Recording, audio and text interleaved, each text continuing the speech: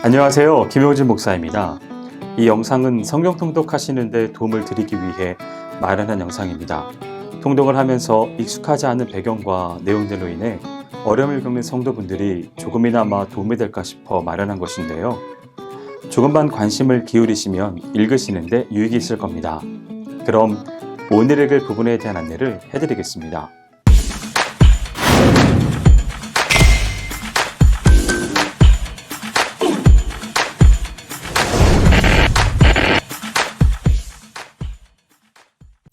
오늘 읽을 본문은 호세아 1장에서 7장까지입니다.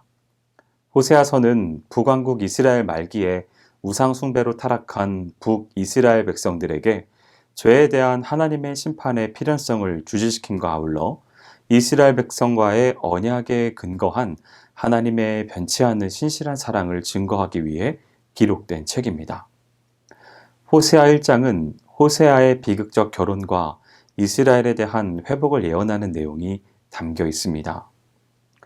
1절에서 9절은 호세아가 음란한 고멜과 결혼하라는 하나님의 명령에 순종하여 3명의 자녀를 낳은 사실을 보도함으로써 이스라엘의 선택이 하나님의 무조건적인 은혜와 사랑의 결과임을 보여줌은 물론 그러한 하나님의 은혜와 사랑에도 불구하고 하나님 앞에서 범죄한 북이스라엘에 대한 하나님의 심판이 필연적일 뿐만 아니라 매우 임박했음을 보여주고 있습니다.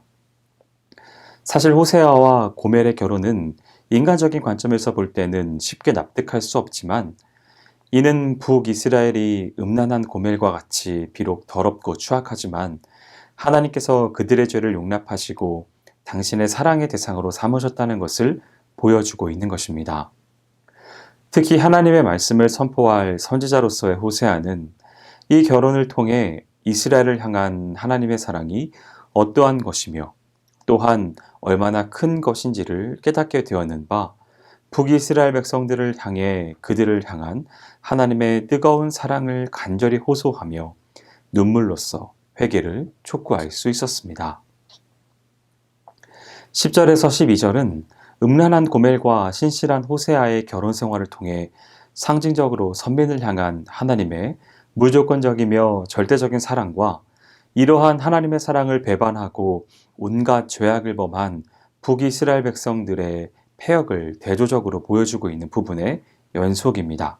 호세아와 고멜의 결혼과 음란한 세 자녀의 출산을 통해 이스라엘을 향한 하나님의 크신 사랑 및 범죄한 북이스라엘에 대한 하나님의 임박한 심판을 보도한 지난 단락에 이어 심판 뒤에 있을 이스라엘의 회복을 예언하고 있습니다. 즉 본문은 북이스라엘이 범죄함으로 인해 하나님께 버림을 받아 왕국 자체는 멸망할 것이지만 하나님께서 그 택한 백성만큼은 회복시키실 것을 예언하는 소망의 메시지를 담고 있는데 하나님께서 이스라엘의 긍휼을 베푸심으로 이스라엘의 자손이 포로 생활 중에도 크게 번성하며 포로되었던 곳에서 해방되어 고국으로 귀환함은 물론 큰 부흥을 이루게 될 것을 예언하고 있습니다. 하나님께서 당신의 백성을 징계하시는 것은 그들을 영원히 멸망시키기 위함이 아니라 그들로 하여금 성숙한 인격과 신앙을 가지게 하여 당신과 바른 관계를 갖도록 하려는데 그 목적이 있습니다. 사실 하나님은 비록 이스라엘이 타락하여 하나님 앞에서 죄악을 자행함으로 그들을 징계하실 수밖에 없었지만 그들을 여전히 사랑하시며 복 주시기를 원하십니다. 그래서 하나님께서는 본문에서도 북왕국 자체는 멸망시키실 것이지만 이스라엘만큼은 다시금 회복시키실 것을 약속하신 것입니다.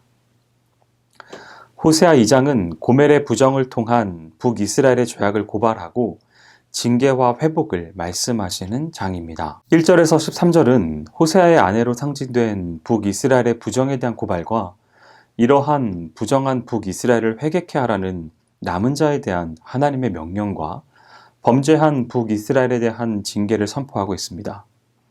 즉 본문은 하나님께서 호세아와 그로 대표되는 북이스라엘 백성 중 신실한 남은 자들을 향하여 부정한 아내 고멜로 상징되는 패역한 북이스라엘 백성 전체가 그 부정을 버리고 회개하도록 하라는 촉구와 함께 북이스라엘의 죄상을 고발하고 죄악된 북이스라엘에 대한 징계에 관한 내용은 언급하고 있습니다. 고멜은 음란한 여인으로 호세아의 자기 희생적 사랑에 의해 호세아와 결혼하였습니다. 따라서 그녀는 오직 남편된 호세아만을 사랑하며 그의 헌신적인 사랑에 감사해야 했습니다. 그러나 고멜은 그의 음란한 과거의 습관을 버리지 못하여 계속해서 다른 남자들과 행음하는가 하면 심지어는 그녀를 위해 호세아가 제공한 물질마저도 그녀 자신과 행음한 남자들이 제공해 준 것으로 착각하는 지경에까지 이르게 되었습니다. 이러한 고멜의 모습은 곧 당시 북이스라엘의 모습을 그대로 반영한 것입니다. 즉, 북이스라엘은 그들의 죄악된 모습에도 불구하고 하나님의 특별하신 은총으로 말미암아 하나님의 선민으로 택함받는 은혜와 축복을 받았음에도 불구하고 오직 하나님만을 섬기고 사랑해야 하는 자신들의 신분을 떠나 하나님을 배반하고 여러 우상을 섬기는가 하면 가나안 땅에서의 풍요한 소출과 열방과의 무역으로 인한 풍부함이 하나님의 그들에 대한 축복의 결과임에도 불구하고 그 은혜를 깨닫지 못하고 오히려 그 모든 것이 가나안의 농경신이었던 바알을 비롯한 여러 우상의 은덕으로 알고 그들에게 감사를 드리는 죄악을 범한 것입니다. 이에 하나님께서는 그들의 우상 숭배와 세속적 가치관을 책망하시고 그들이 행한 그대로 심판하실 것을 선포하신 것입니다. 14절에서 23절은 북이스라엘에 대한 회복의 약속을 재차 언급하는 부분입니다. 즉 본문은 하나님께서 범죄하여 징계에 처한 이스라엘 백성들을 위로의 말로 권고하고 또한 물질적으로 축복함으로써 그들로 하여금 회개하게 하고 새로운 언약에 의해 하나님과 그들과의 관계를 회복하실 것과 회복한 이스라엘의 기도를 들으사 그들의 소출을 풍성케 하심으로 그들이 진정 하나님을 경외하게 될 것임을 선포하여 하나님의 자기 백성에 대한 사랑의 신실성을 보여주고 있습니다. 호세아 3장은 계속된 고멜의 부정과 함께 그럼에도 불구하고 그들을 거듭 용서하시고 용납하시는 무조건적인 은총에 의한 하나님의 구속 사역의 연속성과 확실성을 아내 고멜의 계속된 부정과 남편 호세아의 끝없는 구속 행위를 상징으로 하여 보여주고 있습니다.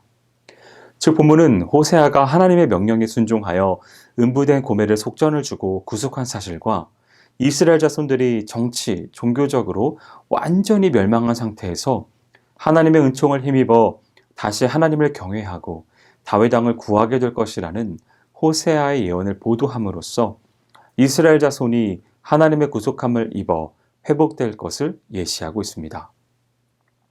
호세아 4장은 참지식이 없는 백성들과 제사장들에 대한 죄악을 고발하는 장면과 남유다를 향한 북이스라엘과의 교제를 금지할 것을 명령하는 내용이 수록되어 있습니다. 1절에서 3절은 북이스라엘의 관영한 죄악된 모습을 지적하고 그에 따른 하나님의 심판을 선포하고 있는 단락입니다. 즉 본문에서 선지자는 북이스라엘 전반에 관영한 죄악상을 구체적으로 지적하며 아담의 범죄로 이 땅이 저주를 받고 가시덤불과 엉겅퀴를 낸 것과 같이 하나님께서 이스라엘 자손에게 주신 젖과 꿀이 흐르는 땅이 그들의 범죄로 인해 폐허로 변하게 될 것을 선포하고 있습니다. 4절에서 10절은 북이스라엘이 타락하게 된 직접적인 원인으로서의 제사장들의 죄를 고발하고 있는 단락입니다. 즉 본문은 북이스라엘이 타락하여 멸망받을 수밖에 없게 된 궁극적인 원인이 이스라엘의 종교 지도자로서 모범이 되어야 할 제사장들이 도리어 율법을 버리고 교만히 행하며 물질에 대한 탐욕으로 하나님의 제단을 더럽히는 등의 죄악을 범함으로써 백성들이 하나님께 대한 지식이 결여된 채 제사장들의 범죄를 답습한 데 있음을 고발하고 백성들을 타락으로 몰고 간 제사장들에게 하나님의 심판이 임하게 될 것을 선포하고 있는 것입니다. 이스라엘 사회에 있어서 제사장들은 하나님과 백성들 간의 중보자로서 성결한 삶을 살아야 했음은 물론 백성들이 하나님 앞에 범죄하지 않도록 율법으로 백성들을 교육하고 율법을 수호해야 할 책임이 있었습니다. 그럼에도 불구하고 당시 북이스라엘의 제사장들은 하나님과 율법을 무시한 채 자신들의 치부를 위해 사악한 행동을 서슴없이 자행하였습니다. 즉 그들은 백성들이 죄를 속하기 위하여 바치는 속죄 제물이 제사장들의 양식이 된다는 사실에 눈이 어두워 백성들을 계도하고 바른 길로 이끌어야 할 본분을 망각하고 오히려 백성들이 범죄하기를 바라고 부추기기까지 하였던 것입니다. 그리하여 백성들은 하나님에 대한 지식을 상실하게 되었고 북이스라엘은 종교적 도덕적으로 타락의 극치를 달리게 되어 공의의 하나님의 심판을 받아 멸망을 피할 수 없게 된 것입니다. 11절에서 14절은 하나님께 대한 지식의 결여를 말미암아 북이스라엘 백성들이 빠진 죄악된 상황을 보도하고 있습니다. 즉 본문은 제사장들의 타락과 그 책임의 망각으로 인해 하나님께 대한 지식을 결여한 북이스라엘 백성들이 그들 자의로 행하여 우상 숭배에 깊이 미혹되고 음행을 서슴없이 자행한 사실을 보도하고 있습니다. 신앙세계에서 중간 지대란 존재할 수 없습니다. 따라서 하나님을 섬기지 않는 자들은 비록 그 형태는 다르다 할지라도 필연적으로 우상을 숭배하기 마련입니다. 그와 같이 하나님에 대한 지식을 결여한 북이스라엘 백성들은 자연히 우상 숭배의 길을 걷게 됩니다. 나아가 그들은 가나안의 우상들, 곧 바알이나 아세라 등에 대한 숭배 의식에서 필수적으로 동반되었던 육적 음행까지도 자행하기에 이르렀습니다. 여기서 우리는 종교적 타락과 도덕적 타락이 어떻게 연결되는지를 잘 알 수 있습니다. 15절에서 19절은 남유다를 향한 북이스라엘과의 교제 금지 권면을 보도하고 있습니다. 즉 본문은 북이스라엘의 우상 숭배 행위를 지적하며 남유다로 하여금 북이스라엘의 가증한 행위를 본받지 말 것과 그들과의 교제를 금하기를 당부하고 있는 것입니다. 호세아는 남유다에 대한 기대가 컸습니다. 그것은 남유다에는 하나님의 성전이 있고 신본주의적 정통성을 지닌 다윗 왕통이 계승되고 있었기 때문입니다. 그리하여 호세아는 북이스라엘 출신의 선지자지만 비록 북이스라엘이 범죄하여 멸망할지라도 남유다만은 죄를 범치 않음으로써 끝까지 보존되기를 바란 것입니다. 호세아 5장은 북이스라엘의 죄와 그에 따른 심판 선언이 계속되는 부분과 이스라엘의 교만에 대한 책망과 심판의 경고가 이어지고 있습니다. 1절에서 4절은 하나님께 대한 지식의 결여로 말미암아 영육간의 음란죄에 빠진 북이스라엘에 대한 하나님의 심판을 선포하고 있습니다. 구체적으로 살피면 먼저 참 지식이 결여되어 범죄한 북이스라엘에 대한 하나님의 심판이 선포되고 이어서 북이스라엘이 하나님의 심판을 면치 못하게 된 원인이 참 지식을 결여한 채 그들의 마음이 음란함으로 가득 차 하나님께 돌이키지 못하고 계속하여 영육간에 음란하게 행한 데 있음을 보여주고 있습니다. 5절에서 15절은 북이스라엘과 남유다 전체의 교만의 죄를 지적하고 그에 대한 하나님의 심판을 선포하고 있습니다. 먼저 교만한 북이스라엘과 북이스라엘의 죄를 답습한 남유다가 하나님의 심판을 받아 멸망될 것을 예언하고 있습니다. 이어서 교만한 북이스라엘과 남유다가 교만죄로 인해 받게 될 심판의 양상을 예언하고 끝으로 하나님의 징계를 통하여 북이스라엘과 남유다의 남은 자들이 자신들의 잘못을 깨닫고 회개하여 하나님께 돌아올 것을 예언하고 있습니다. 호세아서가 기록될 당시 북이스라엘은 이스라엘이 남북으로 분열된 이래 최대의 번영을 구가함으로써 팔레스타인 주변 국가에 매우 큰 영향력을 행사할 수 있었습니다. 그러나 그들은 영적인 면에서는 하나님에 대한 지식의 결여로 말미암아 매우 참혹한 상태에 있었습니다. 결국 하나님에 대해 무지한 그들은 자신들의 번영이 모두 자신들의 노력에 의해 이루어진 것으로 알고 하나님 앞에서 교만하게 된 것입니다. 한편 남유다는 북이스라엘에 비해 비교적 덜 완악하기는 하였지만 그들 역시 북이스라엘의 죄악을 그대로 답습했습니다. 그리하여 이 둘은 아수르와 바벨론에 의해 각각 멸망당하고 말았습니다.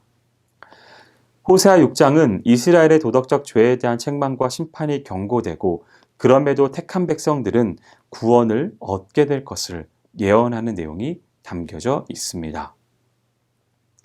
1절에서 11절은 인애를 상실한 북이스라엘의 죄를 책망하고 심판을 경고하며 인애를 상실한 북이스라엘이 처한 결과에 대해 보도하고 있습니다. 먼저 북이스라엘의 도덕적 타락과 사회적 불의의 근본 원인인 이웃에 대한 인애의 결핍에 대해 책망한 후 북이스라엘의 도덕적, 사회적 죄악상의 구체적인 실예로 길르앗 및 세겜 성읍 배사장들의 패역함을 제시하고 있습니다. 이스라엘은 하나님의 언약 백성으로서 마땅히 하나님을 사랑해야 했습니다. 그리고 또한 이웃을 사랑해야 했죠. 그러나 하나님에 대한 지식이 없던 이들은 하나님을 형식적으로 예배했습니다. 그리고 이웃에 대한 패역함을 보였습니다. 하나님의 도피성이 도리어 제사장들의 악행으로 인해 사람을 죽이기 위해 모의하는 장소가 되어버리고 말았습니다. 이와 같은 상황을 한마디로 정리하면 무법 천지와 같다 하겠습니다. 호세아 7장은 이방인들과 혼잡한 결혼에 대해 책망하고 이를 비롯한 도덕적인 죄상을 드러내고 있는 장입니다. 1절에서 7절은 인애가 없는 북이스라엘의 도덕적인 죄상을 보도하고 있습니다. 즉 본문은 북이스라엘이 암흑의 혼란으로 빠져들어 마침내 내란과 내란이 거듭되어 결국 멸망할 수밖에 없는 상황에 처하게 됨을 말하고 있습니다. 인애를 상실한 북이스라엘은 아첨과 거짓으로 왕과 방백들을 기쁘게 하려는 무리들이 다투어 일어났으며 왕은 자신의 권력 유지를 위해 오만한 자들을 가까이 하기를 즐겼습니다. 결국 북이스라엘 사회는 민심이 흉흉해지고 내란이 거듭 일어날 수밖에 없었습니다. 그리하여 스가랴에서 호세아 왕까지 6왕이 통치하던 30여 년 동안의 북이스라엘은 무려 4차례에 걸쳐 내란이 일어났고 그로 인해 제명해 죽은 왕은 문하엠 한 명뿐이었습니다. 그리고 이처럼 거듭된 내란은 당시 강성했던 북이스라엘의 힘을 약화시켰고 결국 아수르의 침입을 받아 북이스라엘은 멸망당하게 됩니다. 8절에서 16절은 이스라엘의 종교적이고 도덕적인 타락의 전반적인 죄상이 이방인과의 혼잡으로 인한 것임을 지적합니다. 이스라엘은 본래 하나님께서 당신의 소유로 삼아 이 세상에서 거룩한 제사장 나라가 되도록 하기 위해 만민 중에서 구별하여 세운 민족이었습니다. 따라서 이스라엘 민족은 내가 거룩하니 너희도 거룩하라는 하나님의 요구에 부응하는 거룩하고 성결된 삶을 살아야 했습니다. 그러나 당시 북이스라엘은 이방인들과 구별할 수 없으리는 만큼 세속화되고 혼잡하고 말았습니다. 즉 그들은 마치 뒤집지 않은 전병과 같이 한편으로는 형식적인 여호와 신앙을 갖고 다른 한편으로는 이방의 우상을 섬김으로써 종교적인 혼합을 이루어 이방인과 다름없이 세속화되고 말았으며 하나님을 의지하기보다 이방의 힘을 빌어 나라를 유지하고자 했습니다. 이에 하나님께서 그들을 징계하시어 열방의 웃음거리가 되게 하시리라고 선포하신 것입니다. 여기까지 호세아 1장에서 7장까지 성경 통독을 하실 때에 도움이 될 만한 내용을 전해드렸습니다. 혹시 이외에 질문이 있으시거나 나누고 싶은 이야기가 있으시면 밴드나 댓글로 달아주시면 필요한 도움을 드리겠습니다. 그럼 내일 다시 만나도록 하겠습니다. 통독 화이팅 하세요!